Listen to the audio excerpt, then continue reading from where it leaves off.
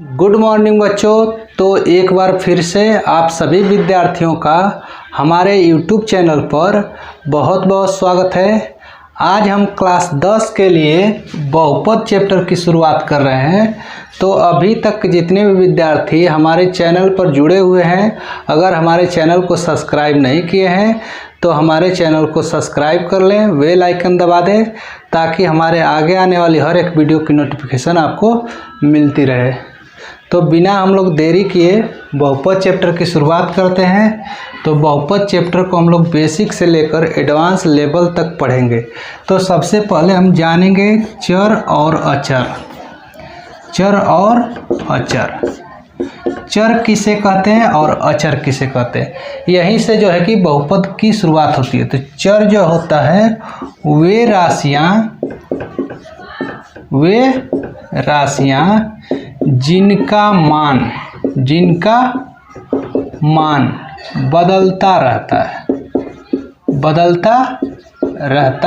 है उन्हें चर राशि कहते हैं। जैसे में हम लोग देखेंगे यहाँ पर, जैसे में M N O P Q R S T U V W X Y Z alphabet में जो नंबर आते हैं उनको हम लोग क्या बोलते हैं, अचर राशि। अब जो है कि आगे पढ़ते हैं अचर राशि। वे राशियां जिनका मान कभी नहीं बदलता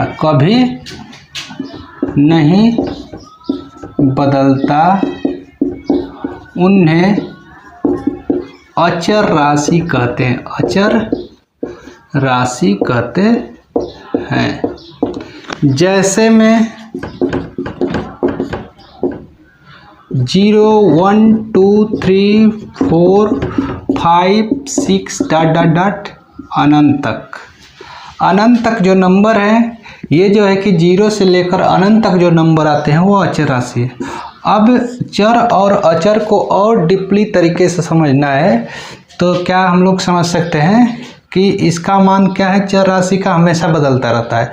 अब कैसे कि कहीं पर अगर कोई जो है कि हम लोग मेला घूमने गए, अगर कह दें कि मेले में यक्ष लोग आए हुए हैं, तो यक्ष के स्थान पर हम लोगों को पता नहीं है कि कितने लोग आए हैं, तो यक्ष के स्थान पर 100 लोग भी हो सकते हैं, 200 लोग भी हो सकते हैं, 300 लोग भी हो सकते हैं। तो यहाँ क्या है, यक्ष का मान हमेशा बदल रहा है। तो ये जो है कि क्या होगा, चर राशि। अचर की बात कर लें तो अगर ये उसी मेले में कह दें कि 100 लोग आए हैं तो 100 कभी बदलने वाला नहीं है। तो यह 100 क्या कहलाएगा, अचर राशि। ठीक इसी तरह से चर और अचर को हम लोग समझे। अब क्या समझ लेते हैं कि बहुपद किसे कहते हैं। तो इसको हम सबसे पहले तो मिटा दे रहे हैं, उसके बाद जो है कि बहुपद को पढ़ लेते हैं। बहुपद किसे कहते हैं, बहुपद को भी इतने ही आसानी से हम लोग पढ़ेंगे और आसानी से समझेंगे। तो ये हम मिटा दिए। अब जो है कि बहुपद को पढ़ लेते हैं। बहुपद ऐसा बीजीय व्यंजक, ऐसा बीजीय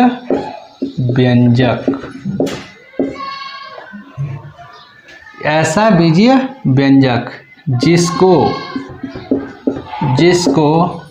A0 यक्ष पे 0 घात प्लस A1 यक्ष पे 1 घात A2 यक्ष पे 2 घात ... A पर n यक्ष पे n घात। इस रूप का यदि हम लिख सकते हैं, ऐसा बीजीय व्यंजक जिसको हम लोग A0 यक्ष पे 0 प्लस A1 यक्ष पे 1 A2 यक्ष पे 2 ... an और x n के रूप में लिख सकते हैं, उन्हें बहुपद कहते हैं। बहुपद कहते हैं। बहुपद के लिए कुछ और जो है कि बातों को ध्यान देना है कि जो चर राशि होगी, चर राशि हम लोग यहाँ क्या देख रहे हैं, यक्स यक्स यक्स, चर के स्थान पे यक्स यहाँ है तो कहीं पी भी हो सकता है, कहीं जो है कि वाई हो सकता है, कहीं जेड हो सकता है, तो घबराने की कोई बात नहीं है। अगर चर राशि की घात पूर्ण संख्या है तो बहुपद होगा। ये नोट हमें करना है, नोट कर सकते हैं इसको। अब नोट नंबर जो है कि 2, 1 और 2। दूसरा, चर राशि की घात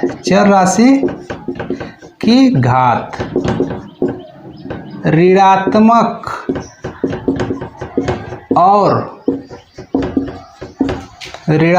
और भिन्नात्मक हो तो वह बहुपद नहीं होगा। यदि चर राशि की घात ऋणात्मक आ जाए और भिन्नात्मक आ जाए तो वह जो है कि क्या कहलाएगा, बहुपद नहीं कहलाएगा। नोट नंबर 3 हम लोग नोट करेंगे, चर राशि यदि करणी के अंदर हो तो वहाँ भी बहुपद नहीं होगा, अब जो है कि हम लोग कुछ इसके एग्जाम्पल देख लेते हैं, बहुपद के एग्जाम्पल देख लेते हैं बहुपद के। तो पहला एग्जाम्पल यहाँ देख सकते हो, x square plus 4x plus 4। अगर ये पूछ ले कि बहुपद है कि नहीं है तो ये क्या है, बहुपद है। क्यों है, क्योंकि यहाँ चर राशि यक्स देख रहे हो और इस पर जो संख्या है वह पूर्ण संख्या है। यहाँ यक्स है चर राशि और इस पर जो है कि घात क्या है, तो 1 घात है जो पूर्ण संख्या है, अतः यह जो है कि बहुपद है। तो बहुपद होने के लिए चर राशि का घातांक क्या होना चाहिए, पूर्ण संख्या होना चाहिए। और दूसरा जो है कि एग्जाम्पल देख लेते हैं, यक्स पे जो है कि 2 घात प्लस यक्स पे जो है कि -1 घात प्लस 4। ये पूछे कि बहुपद है कि नहीं है, तो ये बहुपद नहीं है। क्यों नहीं है, क्योंकि यहाँ पर जो है कि चर राशि का घातांक क्या आ गया है, ऋणात्मक संख्या आ गई, और ऋणात्मक आ जाएगा तो वो बहुपद नहीं होगा, तो ये बहुपद नहीं है। ठीक इसी तरह से आगे भी एग्जाम्पल देख लेते हैं, y पे 3/2 प्लस 7। ये पूछ ले कि बहुपद है कि नहीं है, तो ये बहुपद नहीं है। क्यों नहीं है, क्योंकि यहाँ चर राशि का जो घातांक है वो क्या गया है, भिन्नात्मक। अब जो है कि एक और एग्जाम्पल देख लेते हैं, रूट में 2 + 7t, और पूछ ले कि ये बहुपद होगा कि नहीं होगा, तो ये भी बहुपद नहीं है। क्यों नहीं है, क्योंकि यहाँ चर राशि का घातांक जो है, घातांक नहीं, चर राशि क्या है, करणी के अंदर है, अतः यह जो है कि बहुपद नहीं है। अब हम लोग जो है कि बहुपद के प्रकार को पढ़ लेते हैं। बहुपद के जो है कि प्रकार, बहुपद कितने प्रकार के होते हैं, तो इसको हम मिटा दे रहे हैं, फिर जो है कि बहुपद के प्रकार को पढ़ते हैं। तो पहले तो हम लोग बहुपद के प्रकार को जानेंगे कि बहुपद को कितने भागों में बांटा गया है। तो घातों के आधार पे बहुपदों के प्रकार, घातों के आधार पर बहुपदों के प्रकार, और जो है कि पदों के आधार पे, पदों के आधार पर पदों के आधार पे बहुपदों के प्रकार। तो हम लोग सबसे पहले घातों के आधार पे बहुपदों के प्रकार पढ़ लेते हैं। तो घातों के आधार पर पहला जो बहुपद होता है, रैखिक बहुपद। तो रैखिक बहुपद किसे कहते हैं, ऐसा बीजीय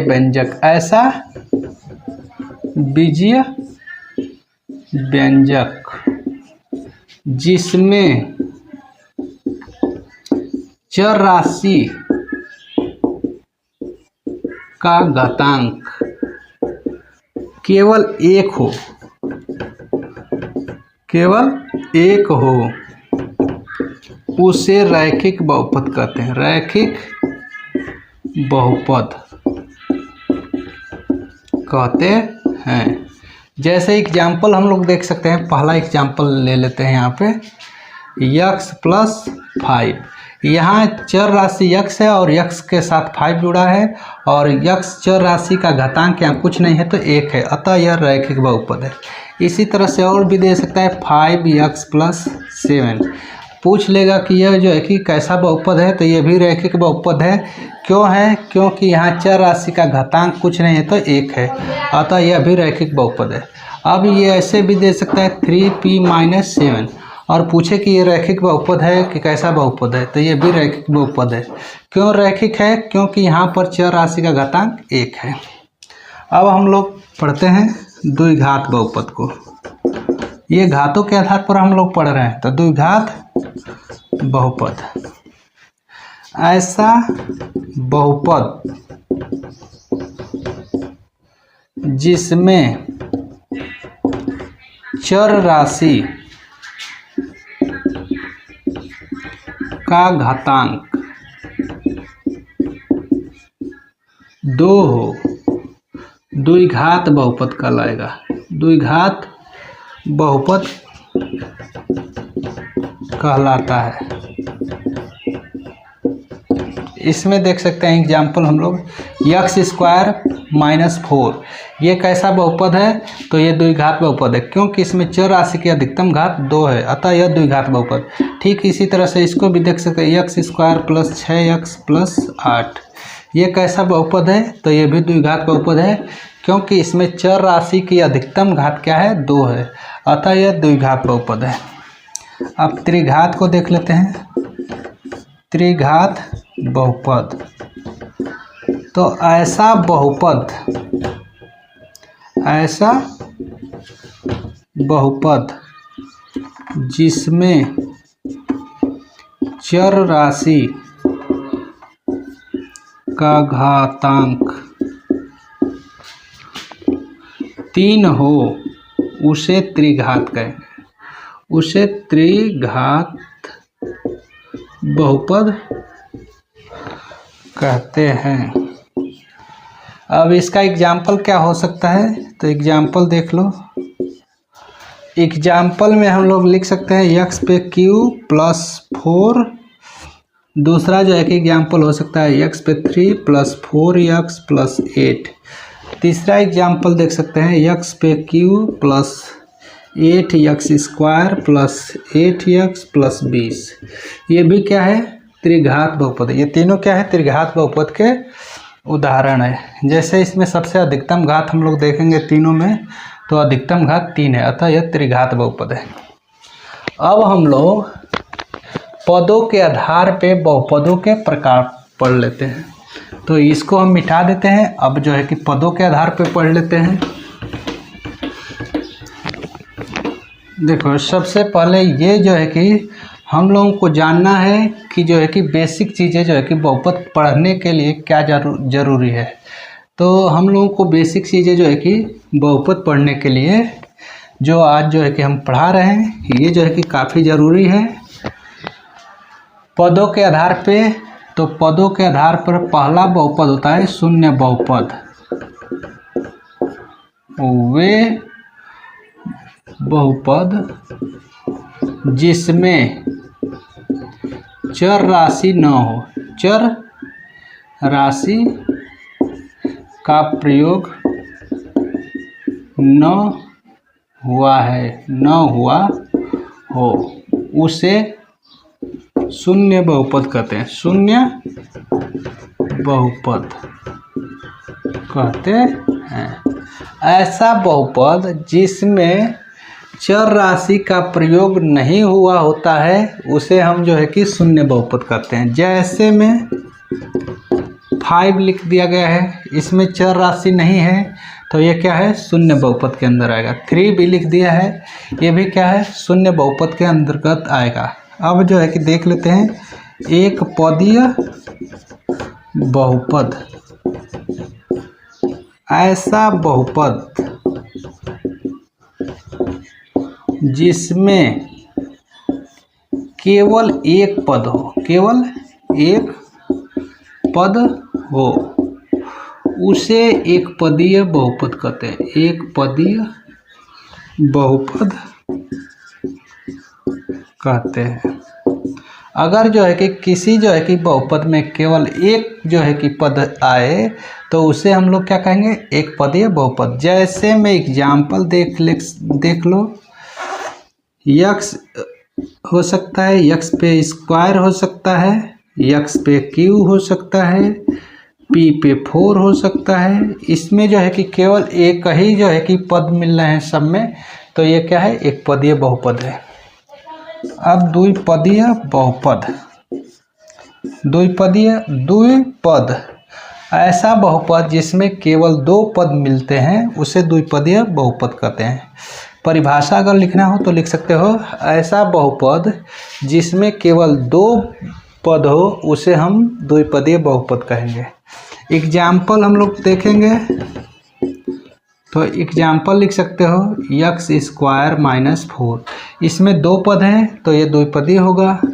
इसी तरह से एक्स पे क्यू प्लस 1, ये भी द्विपदीय है, 2 पद है तो द्विपदीय बहुपद होगा। इसी तरह से एक्स पे 4 अब प्लस 4 लिख दे तो ये भी कैसा बहुपद है, द्विपदीय बहुपद है।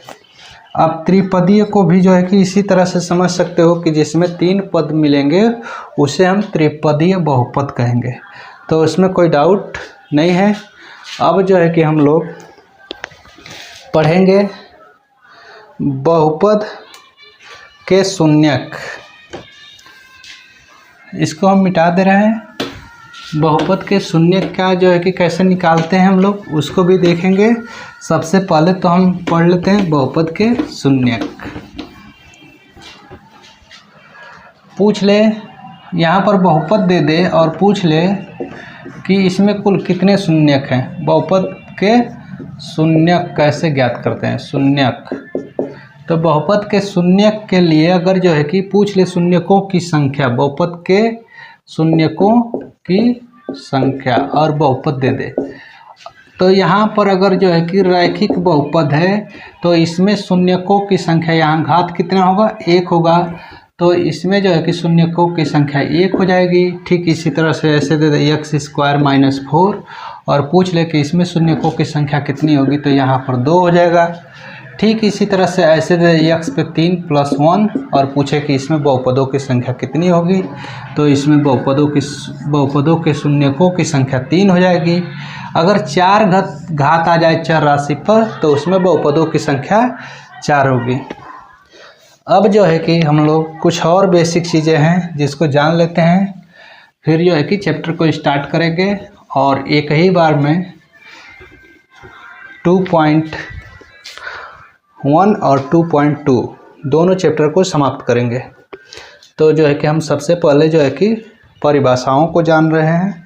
तो अब जो है कि हम लोग पढ़ते हैं बहुपदों के शून्यकों, बहुपदों के गुणांकों और शून्यकों, बहुपदों के शून्यकों और गुणांकों के बीच संबंध या बहुपदों के गुणांकों और शून्यकों के बीच संबंध। अक्सर करके द्विघात बहुपद को ही हमें इस पर हल करना होता है। तो हम सबसे पहले जो है कि द्विघात बहुपद को देखेंगे। द्विघात बहुपद का व्यापक रूप, द्विघात बहुपद का व्यापक रूप। द्विघात बहुपद का व्यापक रूप हम लोग क्या लिखते हैं, a x square plus b x plus c is equal to 0। अगर इस रूप का जो है कि द्विघात, हर एक द्विघात बहुपद इसी रूप का होता है।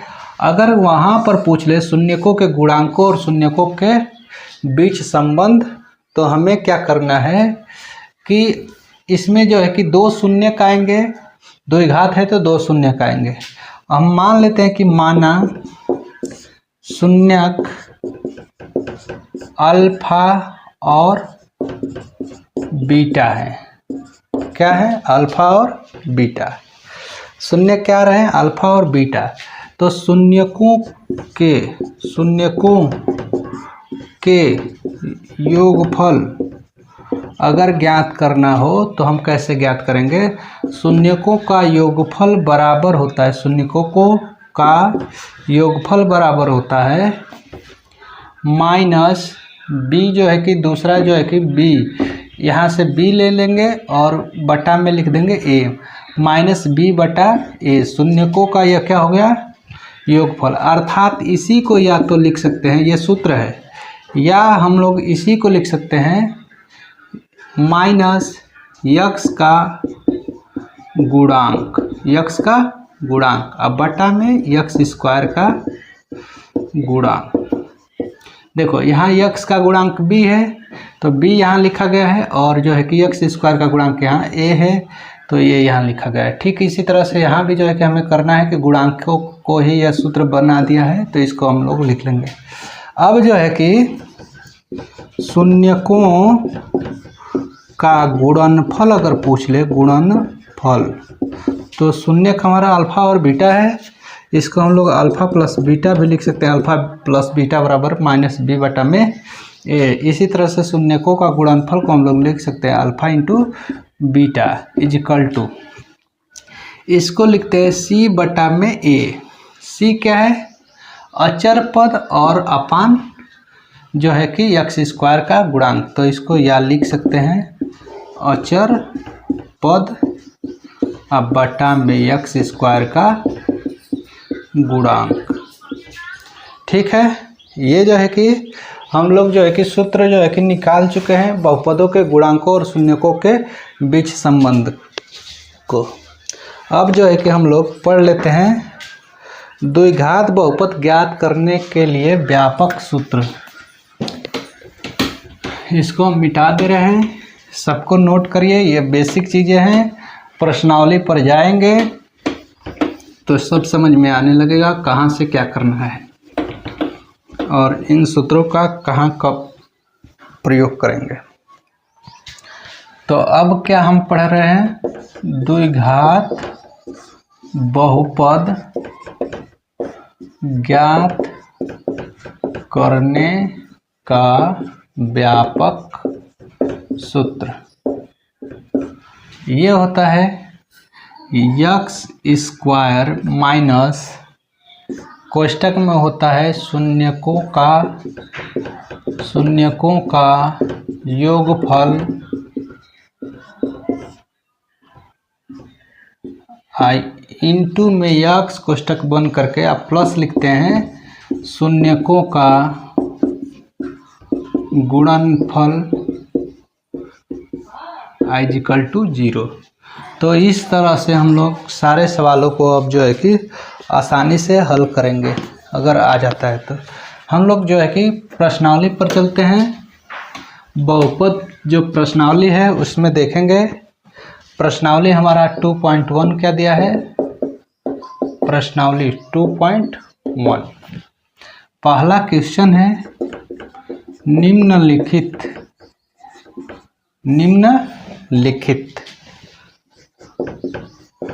बहुपद px के लिए, पहला क्वेश्चन है याद रखिएगा, निम्नलिखित बहुपद px के लिए y बराबर px का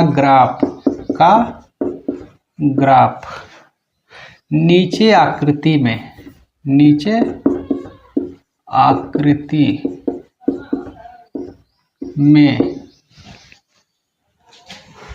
दिया गया है। आकृति 2.10 में दिया गया है। प्रत्येक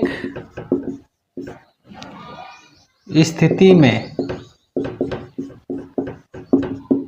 शून्यकों की संख्या बताइए। शून्यकों की संख्या ज्ञात करो।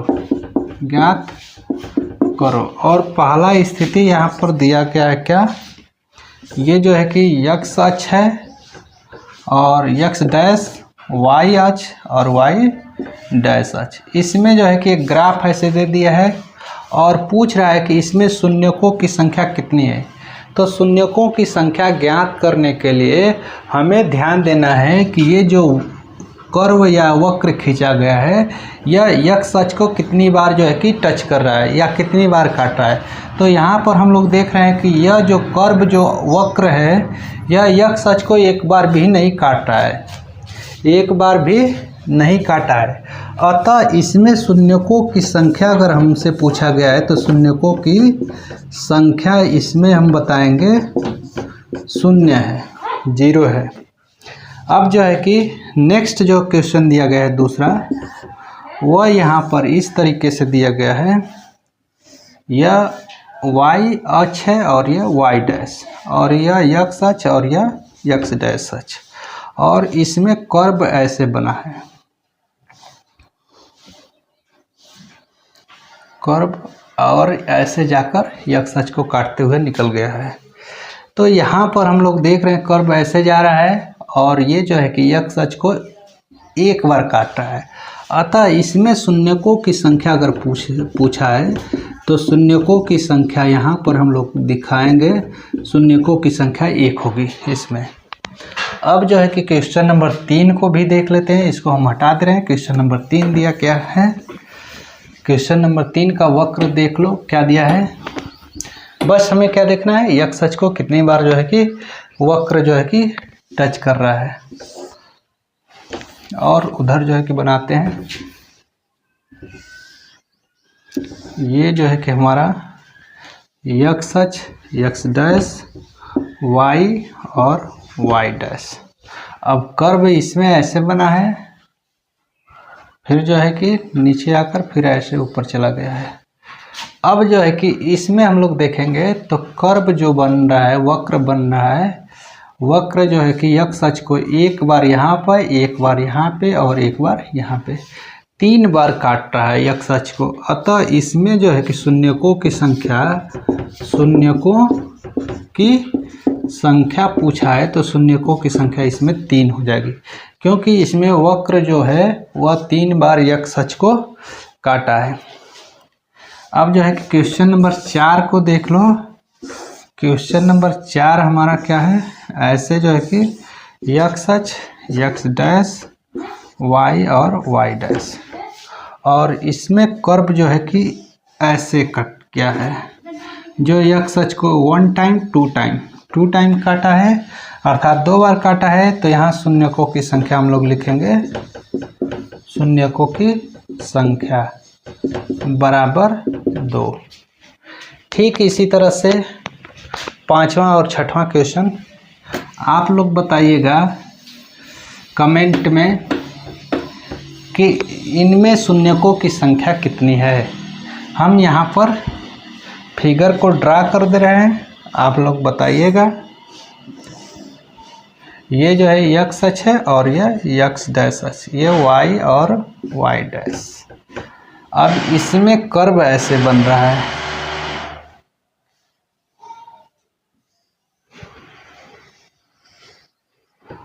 और जो है कि बताइएगा इसमें शून्यकों की संख्या कितनी है। ये x अक्ष है, डार्क कर दे रहे हैं। फिर इधर जो है कि 6वां बता दे रहे हैं, 6वां जो है कि देख लो, 6वां भी जो है कि आप सब बताइएगा कि इसमें भी जो है कि शून्यकों की संख्या कितनी होगी, x डैश, y और y डैश।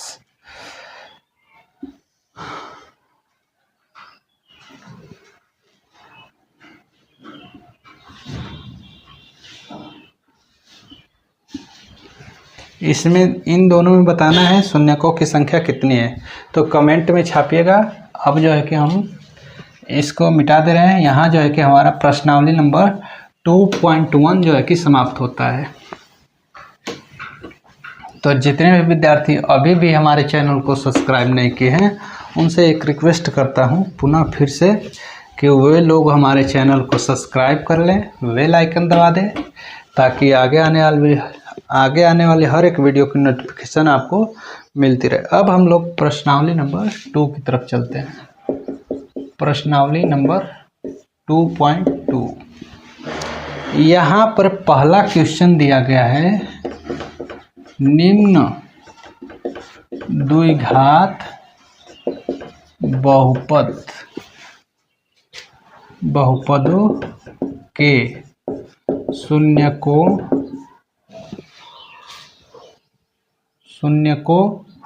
को ज्ञात कीजिए। इसमें शून्यकों को ज्ञात करना है और भी आगे कुछ कहा है, और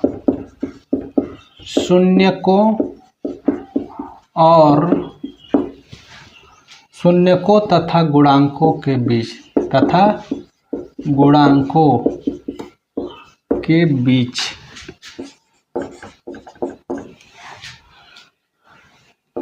संबंध को सत्यापित कीजिए। पहला क्वेश्चन इसमें दिया गया है x² - 2x - 8, और दूसरा क्वेश्चन है 4s पे स्क्वायर -4s + 1, और तीसरा क्वेश्चन हमारा है 6x पे क्यूब -3 -7x, और क्वेश्चन नंबर 4 है 4u² + 8u, और क्वेश्चन नंबर 5 t पे स्क्वायर -15, और छठवां क्वेश्चन यहाँ दिया गया है 3x² - x - 4। तो हम लोग इसमें सबसे जो है कि इम्पोर्टेंट जो क्वेश्चन है उसको देखेंगे। तो क्वेश्चन नंबर 1 को हल कर दे रहे हैं, क्वेश्चन नंबर 3 को हल कर दे रहे हैं, क्वेश्चन नंबर 6 को हल कर दे रहे हैं। बाकी क्वेश्चनों को क्वेश्चन नंबर 6 भी लगा लेंगे। तो चलो क्वेश्चन नंबर 6, 1 और 3 को हल करते हैं। तो क्वेश्चन नंबर 1 को हल करते हैं। सबसे पहले हमें क्या करना है, यहाँ पर देखो हल में लिखते हैं x² - 2x - 8। इसमें क्या पूछा है, निम्न द्विघात बहुपदों के शून्यकों को ज्ञात करो। तो सबसे पहले तो हम शून्य ज्ञात करेंगे, और शून्य ज्ञात करने के लिए हमें करना क्या है कि इसका गुणनखंड करना है। तो हमें जो है कि 2 को ऐसे 2 भागों में बांटना है कि गुणा करे तो -8 है, और जोड़ घटाकर हमें 2 लाना है। तो 4 दूना 8 होगा, और 4 में से यदि हम 2 घटा देंगे तो 2 आ जाएगा। तो यहाँ लिखेंगे x² - 4x + 2x - 8। अब इन दोनों में हमें कॉमन ढूंढना है। कॉमन क्या है, x यहाँ भी है और x यहाँ भी है, तो एक x को दोनों जगह से हमें निकाल लेना है। और जो है कि यहाँ बच क्या गया, x, और इधर -4। अब प्लस इन दोनों में देखना है क्या कॉमन है। तो इन दोनों में 2 कॉमन है, 2 से यह जो है कि 2 चौके 8 हो जाएगा। तो x माइनस जो है कि 2 चौके 8, यहाँ x बच जाएगा और इधर 4 है। अब जो है कि पूरे में देखेंगे, पूरे में क्या कॉमन है, तो x - 4 2 जगह है, तो एक जगह हमें लिखना है दोनों में से कॉमन ढूंढकर। तो x - 4 हो गया, बच क्या गया, यहाँ बचा x और इधर बच जाएगा +2। अब यहाँ से हम लोग शून्य ज्ञात कर लेते हैं। तो लिखेंगे यदि x - 4 = 0, तो x = 4 को उधर ले जाएंगे तो प्लस हो जाएगा 4। ठीक इसी तरह से x + 2 = 0, तो x बराबर क्या हो जाएगा, इसको 2 को उधर ले जाएंगे तो -2। तो यहाँ पर शून्य निकल कर आ गया 4 और -2, दोनों शून्य आ गए। अब यहाँ क्या हमें पूछ रहा है, शून्यकों तथा गुणांकों के बीच संबंधों को सत्यापित कीजिए। तो हम लोग जानते हैं कि शून्यकों का योगफल बराबर होता है -b/a। तो यहाँ जो है कि शून्यकों का योगफल, तो शून्य क्या है, 4 और -2, तो 4 और -2, और इधर जो है कि हमें क्या लिखना है, माइनस b का मान हम कैसे निकालेंगे। तो b का मान जो है कि हम लोग देख रहे हैं, यहाँ x का गुणांक x है, और ये b के स्थान पर क्या आ गया है, -2, और जो है कि यक्स ए के स्थान पर यहाँ पर क्या है, यक्स स्क्वायर का गुणांक जो होता है 1 है, तो इसके नीचे लिखेंगे 1। अब इसको हल करेंगे, दोनों अगर जो है कि पक्ष यदि LHS और RHS दोनों बराबर हो जाते हैं तो हम लोग कहेंगे ये सत्य है। तो यहाँ जो है कि 4 में से 2 जाए 2, इधर जो है कि माइनस का इसमें गुणा होगा तो 2 और 2, ये 2 में 1 का भाग देंगे तो 2। अतः यह जो है कि पूरी तरह से क्या है, सवाल सही है। और जो है कि शून्यकों की सत्यता की जांच भी हम लोग आसानी से कर ली। अब जो है कि हम लोग क्वेश्चन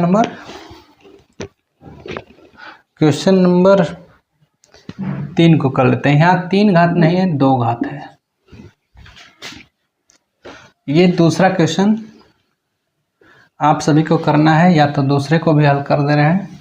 चलो दूसरे को भी हम हल कर दे रहे हैं। लग रहा होगा काफ़ी कठिन है, लेकिन दूसरे क्वेश्चन को भी देख लो एक बार।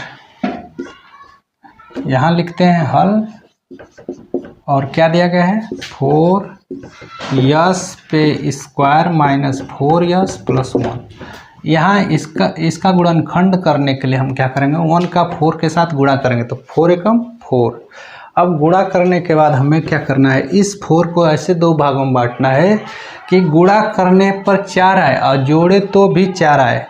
तो क्या है, 2 दूना के 4 और 2 को जोड़ेंगे तो आ जाएगा 4। तो यहाँ लिखेंगे 4s पे जो है कि 2 घात और जो है कि माइनस 2s और माइनस 2s, फिर जो है कि प्लस 1। अब इन दोनों में कॉमन ढूंढेंगे तो यहाँ से 2s कॉमन हो जाएगा, तो यहाँ बच जाएगा 2s और यहाँ 2s पूरा कॉमन हो गया तो बच गया 1। इधर जो है कि हम लोग क्या कॉमन लेंगे तो -1, तो यहाँ बचेगा 2s माइनस 1। पूरे में कॉमन ढूंढेंगे तो आएगा 2s माइनस 1, और अगले कोष्ठक में बच क्या जा रहा है, 2s माइनस 1। तो इसके शून्य का अगर आप सब ज्ञात करना है तो क्या लिखना है, यदि 2s माइनस 1 बराबर 0 तो 2s बराबर जो है कि हो जाएगा 1, तो s बराबर 2 जो है कि बटा में चला जाएगा तो 1 बटा में 2। ठीक इसी तरह से इसका भी आ जाएगा वही 1 बटा में 2। अब जो है कि हम शून्यकों की सत्यता की जांच करेंगे। तो शून्यकों की सत्यता की जांच हम कैसे करते हैं, शून्यकों का योगफल अगर ज्ञात कर रहे हैं, अगर ये जो है कि सूत्र से -b/a अर्थात x का गुणांक बटा में x स्क्वायर का गुणांक के बराबर अगर आ जाता है, माइनस ये होना चाहिए, यहाँ पे माइनस के साथ होना चाहिए। अगर बराबर आ जाएगा तो कहेंगे कि शून्यकों की सत्यता की जांच हो गई। तो यहाँ शून्यकों का योगफल क्या है, दोनों शून्य जो है कि 1/2 ही आएगा, क्योंकि दोनों जगह जो है कि गुणनखंड करने पर सेम आया है। तो दोनों शून्यकों का योगफल हम निकाल दे रहे हैं, 1 + 2 और 1/2 + 1/2 = 2। अब यहाँ जो है कि माइनस x का गुणांक, तो x का गुणांक क्या है यहाँ पर, x का गुणांक, तो यह जो है कि x अर्थात s का गुणांक हमें जो है कि देखना है। तो माइनस पहले से है यहाँ पे, और फिर जो है कि -4 यहाँ से आ गया। अब जो है कि बटा में क्या है, x स्क्वायर का गुणांक, तो x स्क्वायर का गुणांक यहाँ जो है कि बटा में 4। इसको जोड़ते हैं तो दोनों का हर सेम है तो 2 और 1 जोड़ेंगे 2, और इधर जो है कि माइनस से माइनस कट गया, माइनस माइनस प्लस हो गया तो 4/4। अब इसको काटेंगे तो 2 एकम 2, 1 इधर भी और 4 से 4 कटा तो 1। अतः दोनों पक्ष बराबर हुए, तो शून्यकों की सत्यता की जांच यहाँ आसानी से हो गई। इस तरह से हम लोग सारे क्वेश्चनों को आसानी से हल कर लेंगे। इसको हम मिटा दे रहे हैं। अब जो है कि नेक्स्ट क्वेश्चन को देखते हैं, इसको हम मिटा दे रहे हैं। सारे क्वेश्चन को अगर हल करेंगे तो वीडियो बहुत लंबा हो जाएगा, तो इसलिए हम जो है कि थोड़ा जो है कि आप लोग भी इस जो है कि सवालों को लगाइएगा। जितने भी क्वेश्चन छूट रहे हैं उन सबको लगाने की कोशिश करिए, लगाइए, और कमेंट में जो है कि अगर नहीं आ रहा है तो पूछिए, इसका क्या जवाब होगा। तो हम अगले वीडियो में बनाकर उसका हल करके डाल देंगे कि इसको ऐसे हल करना है। एक द्विघात बहुपद ज्ञात कीजिए जिनके द्विघात बहुपद ज्ञात कीजिए। दूसरा क्वेश्चन है जिनके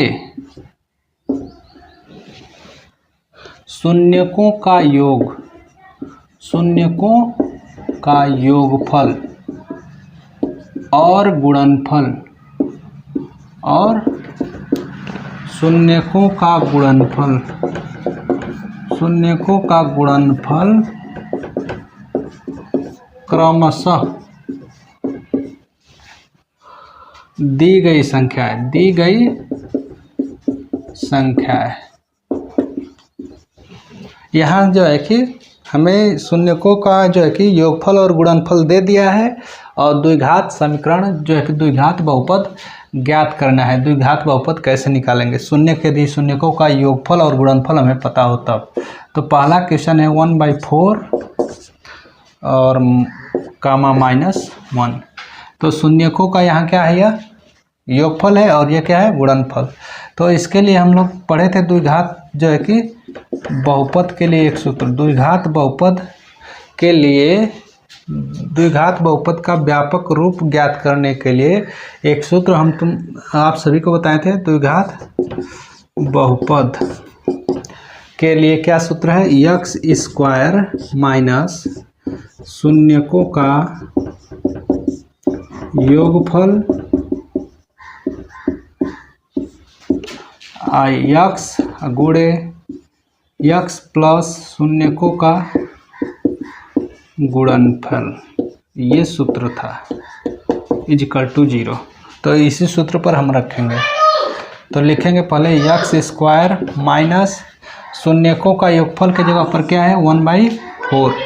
तो 1/4 और x लिख देंगे, अब प्लस लिखेंगे, शून्यकों का गुणनफल क्या दिया है -1। अब इसको हल करेंगे तो ये हो जाएगा x² माइनस यह क्या हो जाएगा -1/4x, और ये जो है कि अगर प्लस का माइनस के साथ गुणा होगा तो -1 =0। यही या तो छोड़ना है तो छोड़ दो, या तो इसको आगे भी हल कर सकते हैं।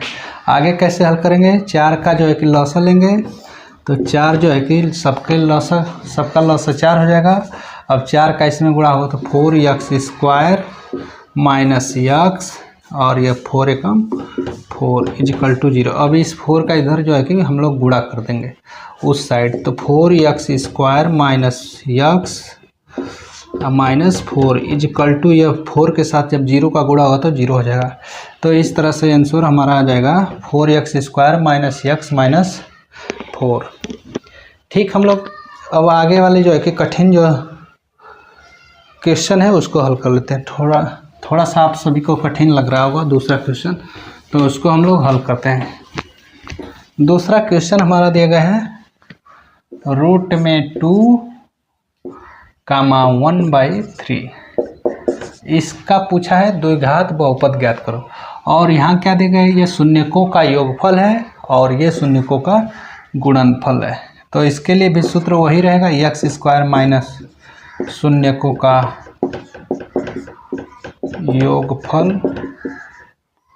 योगफल कोष्टक में x प्लस शून्यकों का गुणनफल, वही सूत्र रहेगा सेम। तो यहाँ जो है कि हम लोग लिखेंगे x² माइनस शून्यकों का योगफल, यहाँ क्या दिया गया है रूट में 2, तो रूट में 2 लिख देंगे और ये x इधर से आ जाएगा। शून्यकों का गुणनफल क्या है 1/3, तो 1/3 =0। तो इस तरह से हमारा जो है कि दूसरा क्वेश्चन सॉल्व हो गया। ठीक इसी तरह से जितने भी जो है कि क्वेश्चन आगे हैं सबको हल करिएगा। क्वेश्चन को हम नोट कर दे रहे हैं यहाँ पे क्वेश्चन नंबर 3 है, शून्यकों का योगफल दिया है 0 और गुणनफल दिया है करणी में 5। इससे द्विघात जो है कि बहुपद ज्ञात करिएगा। दूसरा क्वेश्चन है 1 और 1, इससे भी शून्यकों का गुणनफल, शून्यकों का योगफल और शून्यकों का गुणनफल दिया है, तो द्विघात बहुपद ज्ञात करिएगा। ठीक जो है कि तीसरा अगला क्वेश्चन है, ये फर्स्ट सेकंड थर्ड नहीं, ये 4 हो जाएगा और ये 5 वाला क्वेश्चन है -1/4, 1/4, इससे भी हमें द्विघात बहुपद ज्ञात करना है। और क्वेश्चन नंबर 6 है और आखिरी सवाल है, 4 शून्यकों का योगफल है और 1 शून्यकों का गुणनफल है, इससे भी हमें क्या ज्ञात करना है, द्विघात बहुपद। तो जितने भी विद्यार्थी हमारे वीडियो को जो है कि देख रहे हैं, सबसे एक बार प्यारा सा रिक्वेस्ट है, पुनः रिक्वेस्ट करता हूँ कि यदि हमारे चैनल को आपने सब्सक्राइब नहीं किया है तो सब्सक्राइब कर ले, बेल आइकन दबा दें, ताकि हमारे आगे आने वाली हर एक वीडियो की नोटिफिकेशन आपको मिलती रहे।